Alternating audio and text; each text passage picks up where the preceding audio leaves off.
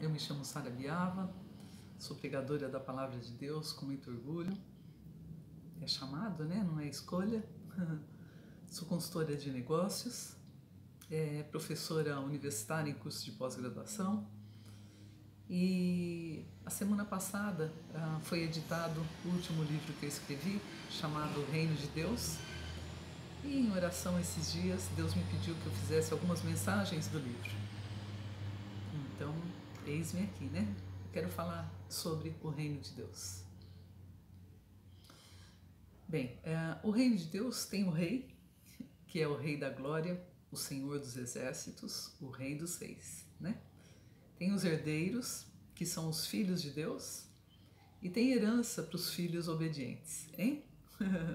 Tudo na palavra de Deus é condicional à nossa prática, né, da palavra. Então, é sujeito à obediência a Deus. Bem, falando então do reino de Deus, é um reino de autoridade, é um reino de governo, é um reino de soberania exercida pelo rei, né? O reino dos céus já se trata do espaço, da esfera, né, de toda a amplitude, que é assim na terra como nos céus, ou seja, o nosso Deus é poderosíssimo, Ele reina, domina e governa sobre tudo e sobre todos, hein? Mas para falar desse reino de Deus, quero falar sobre duas eras, duas vindas, né, de Cristo. Uma que é presente, Jesus já veio como homem, apesar de ser Deus, e Ele voltará em glória, né? Então, o que é completo e perfeito ainda se manifestará no futuro, porque Jesus voltará para completar a obra redentora. Primeira vinda de Jesus, então, Mateus 3:1, naqueles dias apareceu João Batista pregando no deserto da Judéia e dizia: arrependei-vos, porque está próximo o reino dos céus. Eu vos batizo com água para arrependimento, mas aquele que vem depois de mim é mais poderoso do que eu, cujas sandálias não sou digna de levar. Ele vos batizará com o Espírito Santo e com fogo. Jesus veio para nos salvar dos pecados e nos dar vida eterna. Ele morreu, foi sepultado, mas ressuscitou e vive, hein? Jesus salva, cura e liberta. Então esse reino presente, apesar de silencioso e discreto, é um reino de poder. Poder para nos transformar verdadeiramente de dentro para fora. Poder que nos deixa livres de todas as amarras, de todas as opressões, de todo medo. Por isso Jesus veio, né, para nos libertar. E se Cristo nos libertou, verdadeiramente somos livres. Mas Ele cura também. Cura de toda e qualquer doença, inclusive aquelas impossíveis para os médicos, né? Porque Ele é Deus, Ele faz maravilhas. É um Deus que opera maravilhas e que entre os povos tens feito notório o teu poder. João 3,3, a palavra de Deus diz: em verdade te digo que se alguém não nascer de novo, não pode ver o reino de Deus. Se alguém não nascer da água e do Espírito, não pode entrar no reino de Deus.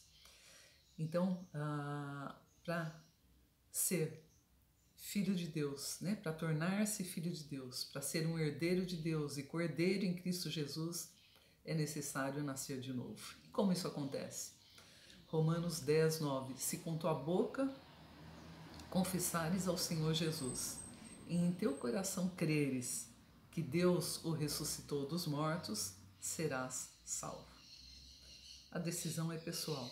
Cada um de nós decide, porque o próprio Deus nos deu o livre-arbítrio. Nós podemos decidir em andar com Deus ou ficarmos distante dele. E eu tenho para mim que é a decisão mais difícil e mais sábia de toda a nossa vida, porque o que representa esses anos aqui diante da eternidade? O mundo está um pouco fora do lugar, a gente tem notado, né?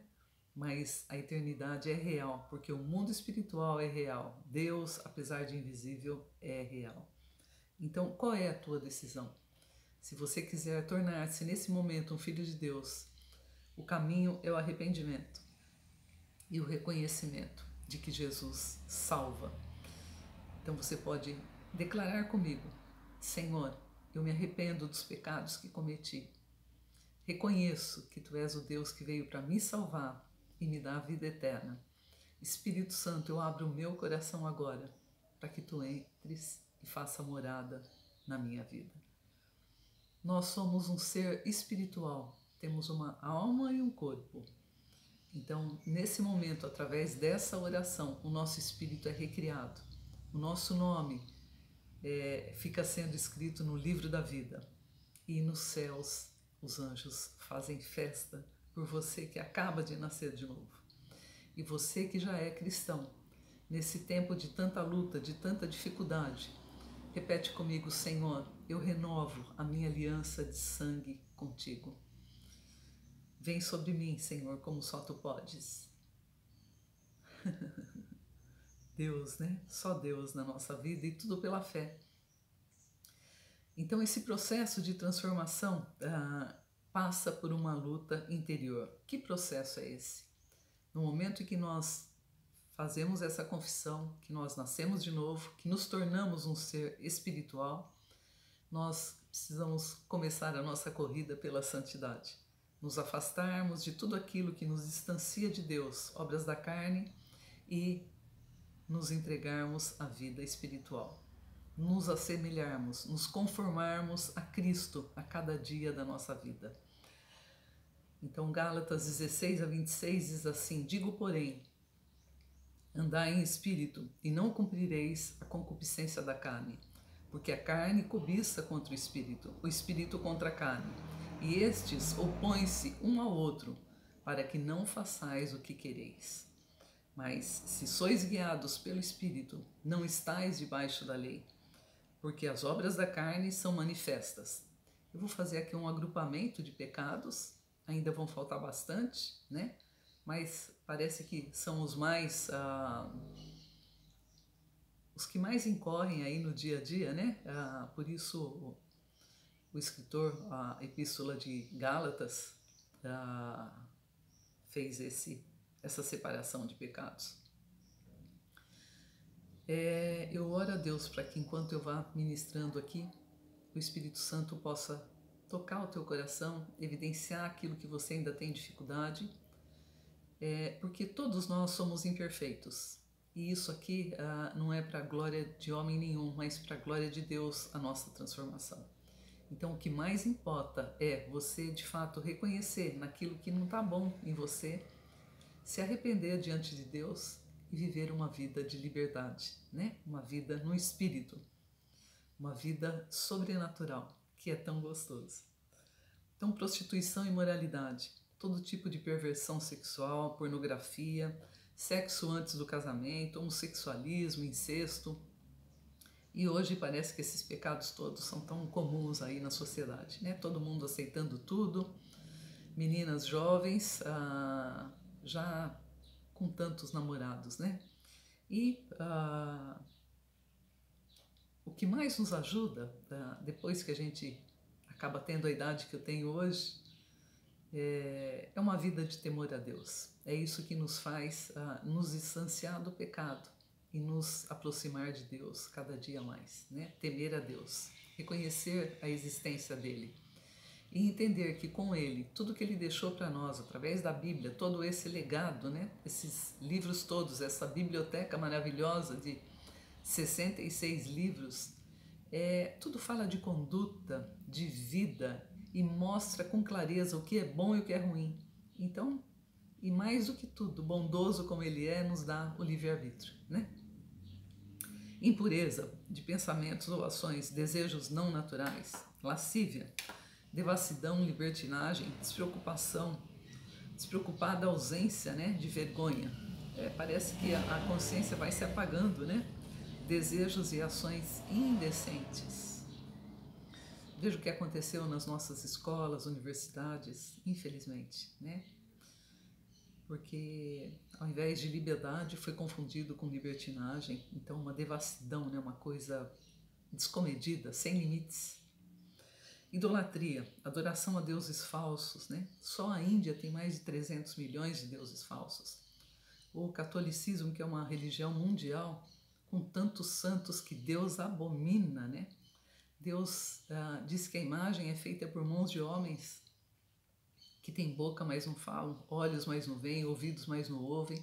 E, no entanto, os católicos ficam ali idolatrando santo 1, 2, 3, N, né? E quando não são os santos, a Maria, que é venerada, é adorada, é digna de tributo, né? Nas igrejas católicas, tudo bem, há que haver um respeito em relação a Maria, que é a mãe de Jesus, porém, ela morreu e está morta, ela não é divindade, ela não pode rogar por ninguém, né?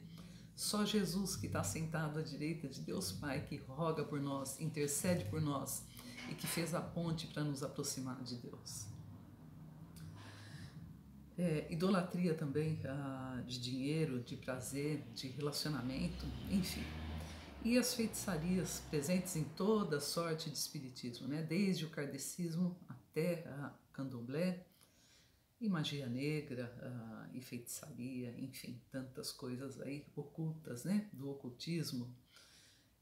As inimizades, o ódio, que é algo oculto, que traz hostilidade, forte repugnância, antipatia, rancor, aversão, enfim. As porfias, desarmonia, contendas, brigas, discussões, discórdias, lutas, contendas. Os ciúmes, que é a inveja, quando implica na honra que a pessoa queria para ela, então ela tem ciúme do outro. Iras, atos injustos de raiva, explosão de cólera, sentimentos hostis, discórdias, né? Ambição, interesseiro e egoísta, dissensões, separações, divisões, discussões, facções, que é escolher o mal, invejas, ressentimento pelo mérito ou pela boa sorte do outro, a comparação entre beleza, riqueza, posição, querer isso para si próprio. Não há necessidade de se comparar, Deus nos fez únicos, né? O que a pessoa tem é dela, o que ela é ela, não é você, né? E nem vai ser. Bebedices, o que nós precisamos é buscar o melhor de nós a cada dia, amanhã que nós possamos ser melhor do que somos hoje. Bebedices, um gole leva a outro gole, né? Nós precisamos fazer tudo para a glória de Deus. Glutonaria, que não se restringe ao vício da comida, mas a um vício da alma.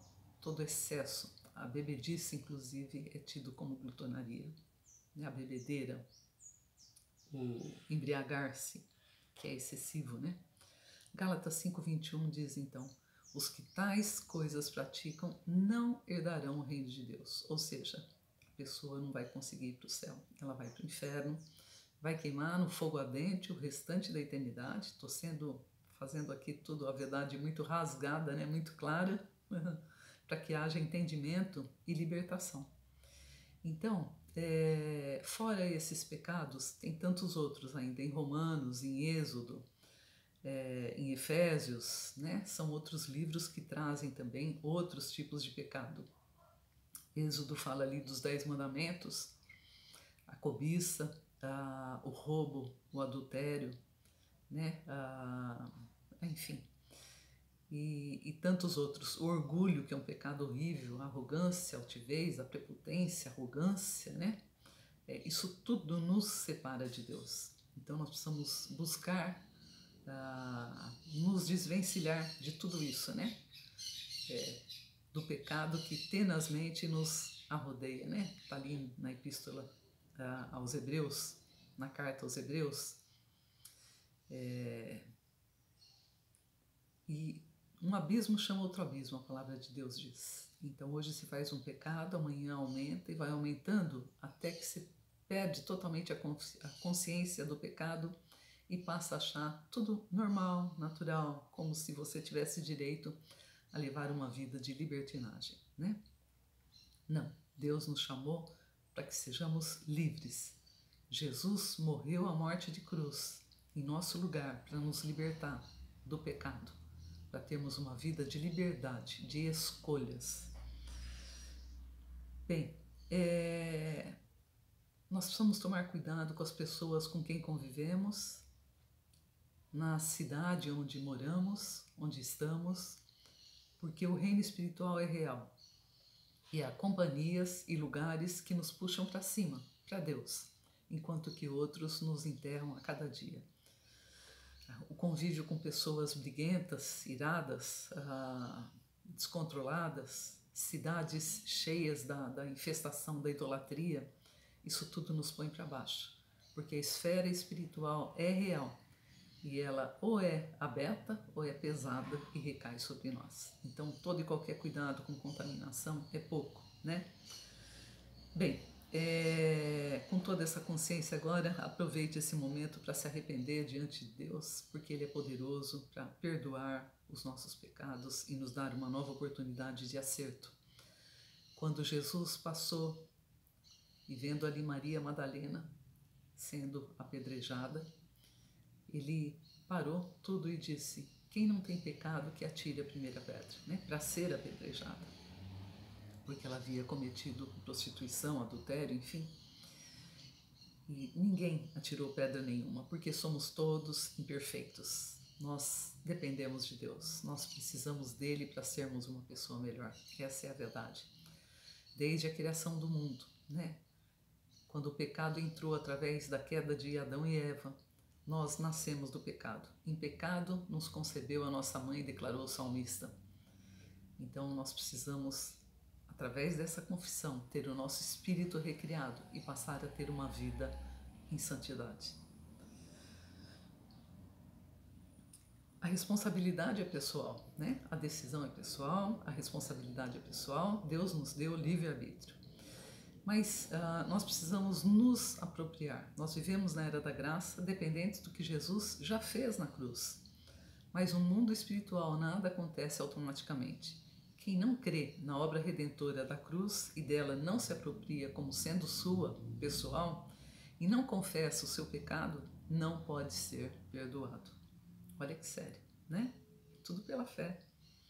O mesmo princípio vale para as maldições, para a iniquidade. Você já viu? O meu avô morreu disso, meu pai morreu disso, eu também estou com esse tipo de doença, né? Alguma pessoa dizendo e identificando esse problema. Mesma coisa o alcoolismo que vem de geração em geração e tantos pecados, né?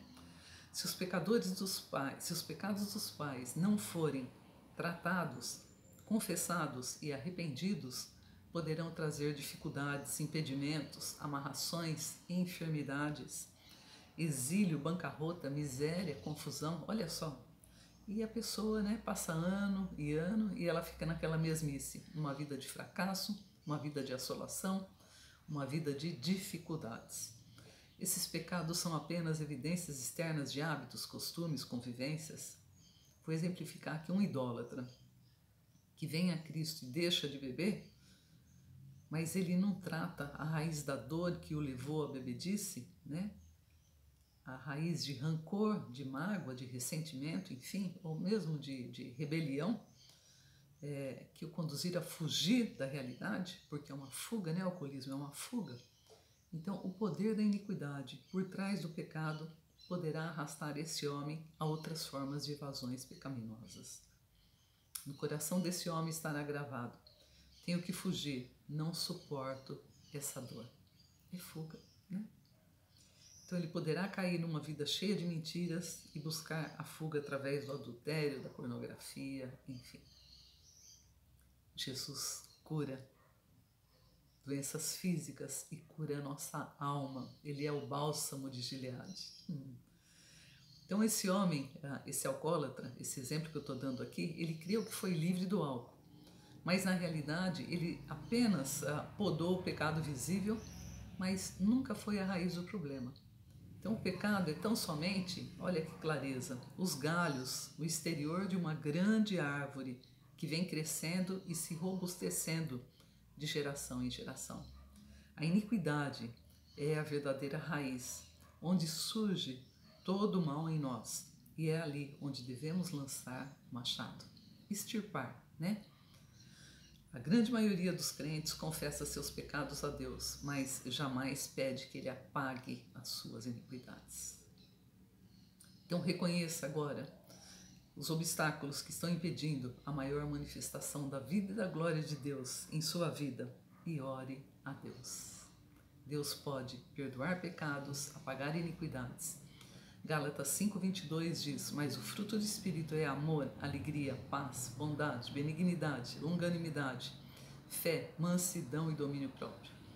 O fruto do Espírito nos leva a nos conformar com Deus. Gálatas 5:25, se vivemos em Espírito, andemos também em Espírito. Que Deus te abençoe, te faça livre.